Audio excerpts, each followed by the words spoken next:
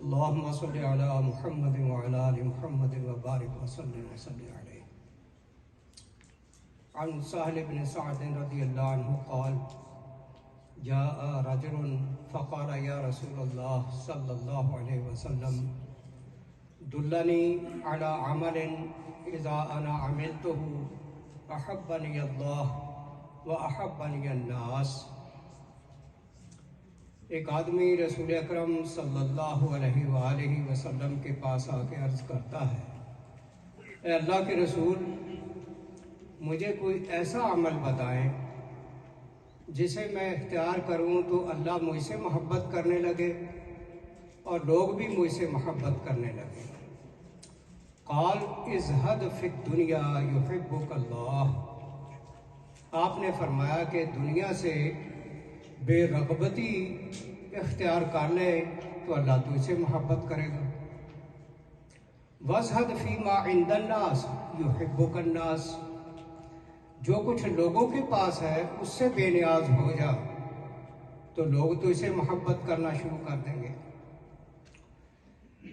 دلانی علی عمل اے جامع نافع فی باب المحبہ. محبت کے باب میں مجھے کوئی ایسا عمل بتا دیں جو مختصر، نفع بخش اور جامع. فرمایا ازہد فی الدنیا، اے بہتر کے حبھا، دنیا کی محبت دل سے نکال دے. والاعراض عن زوائدہا، زائد چیزیں جو آپ کو ضرورت ہی نہیں ہے ان سے منہ موڑ دے. یعنی جو ضرورت سے زائد چیزیں لگژری لائف کے لیے ان کے پیچھے مت دوڑو.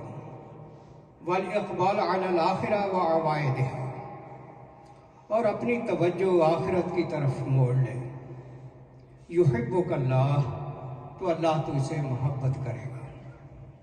لعدم محبت کا عدو اللہ تعالی، کیونکہ جو لوگوں کی محبوب چیز ہے اس سے منہ موڑ لے گا تو خود بخود ہی اللہ تو اسے محبت کرنا شروع کر دے گا. وازہد فیما عند الناس، لوگوں کے پاس جو کچھ ہے اس سے بھی بے نیاز ہو جائے.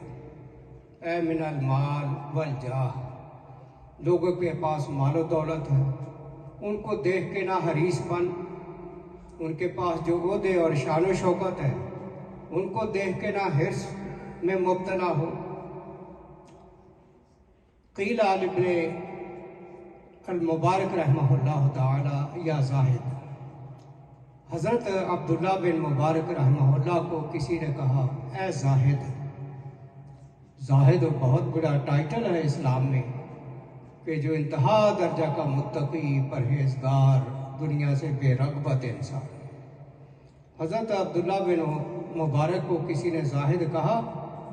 قال الزاہد عمر بن الخطاب اذ جاءتہ الدنیا راغمۃ فترکہا.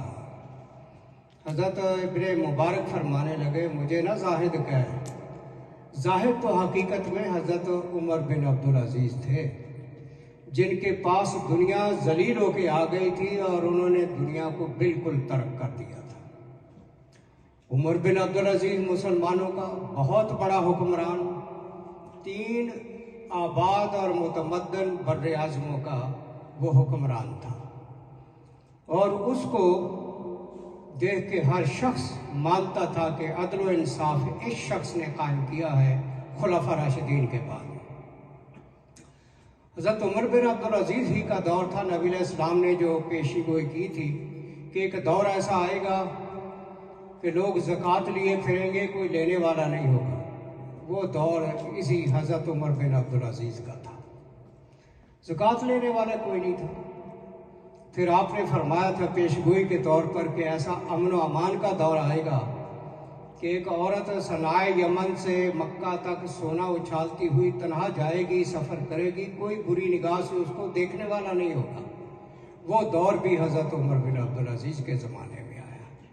اتنا بہترین حکمران، اور یہ واحد مسلمانوں کا حکمران گزرا ہے جس پر دنیا کے بڑے جو مذہب ہیں، سنی اور شیعہ، دونوں ہی اس پر متفق اور خوش ہیں آج تک.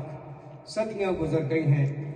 खुलफा राशिदीन को तो शिया बुरा भला कहते हैं, लेकिन उमर बिन अब्दुल अजीज़ को कोई भी बुरा भला नहीं कहता, क्योंकि उसने इंसाफ की इंतहा काट डाली थी। बनो उमैया ने जो जुल्म व सितम किए थे, वो सारे जागीरें उमर बिन अब्दुल अजीज़ ने उनके कागजात मंगवा के कैंचियों से काट के परे फेंक दिए थे कि कोई शहजादा शहजादी नहीं है, ये सारा माल मुसलमानों के बैतुल माल का है, सारा मुसलमानों के बैतुल माल में जमा करवा दिया था, सब कैंसिल कर दिया था जो कुछ लोगों ने लूट मार की हुई थी हुक्मरानों ने। इसी तरह हिंदुस्तान को आज़ाद करवाने वाला गांधी जी सबसे पहला वो एक किस्म का हीरो और बानी है हिंदुस्तान का। उसने जब अपनी फर्स्ट कैबिनेट को खिताब किया था अपने वज़ीरों और मुशीरों को, तो उनको कहा था कि हमारे हिंदू धर्म के जो हीरो हैं दरवेश, वो ठीक है नेक थे, दरवेश थे, दुनिया को छोड़े हुए थे, लेकिन असल अगर हुक्मरानी के हीरो देखने हैं तो मुसलमानों के अबू बकर और उमर को देखें, उनको देख के आपने हुक्मरानी करनी है, फिर हिंदुस्तान में अमन व अमान और अदल व इंसाफ कायम होगा। ये एक हिंदुओं का बहुत बड़ा लीडर ये बात कर रहा था। तो इसलिए असल जो दुनिया के अंदर हुक्मरानी की है वो खुलफा राशिदीन ने और हज़रत उमर बिन अब्दुल अजीज़ ने। हुक्मरानों में सबसे पहला मुजद्दिद इस्लाम वो उमर बिन अब्दुल अजीज़ है, वरना और भी मुजद्दिद उलमा के अंदर मौजूद गुजरे हैं, लेकिन हुक्मरानों के अंदर वाहिद हुक्मरान